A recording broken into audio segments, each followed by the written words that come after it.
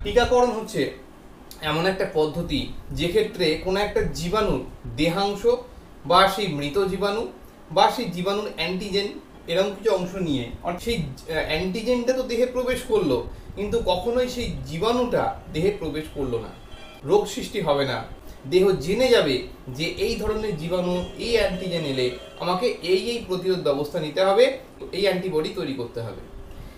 তার ফলে যখন সত্যি করেই সেই জীবাণুটা আক্রমণ করবে শরীরকে, তখন দেহ আগে থেকেই প্রস্তুত, সেই রোগটি আমার আর হবে না। এডওয়ার্ড জেনার 1796-এ প্রথম গুটি বসন্তের টিকা তিনি আনেন। প্রথম হচ্ছে অ্যাটিনিউটেড পূর্ণ জীবাণু টিকা। সেই জীবাণুর ক্ষতিকারক দিককে নিষ্ক্রিয় করানো হচ্ছে। বাইল সল্ট অর্থাৎ পিত্ত লবণে মিডিয়ামে গ্রো করিয়ে যাচ্ছে, কিংবা অতিরিক্ত অ্যাসিড মিডিয়ামে গ্রো করিয়ে যাচ্ছে। তাহলে কি হবে, সেই জীবাণুটা অ্যাসিড মাধ্যমে সে নিজেকে মানিয়ে নেবে।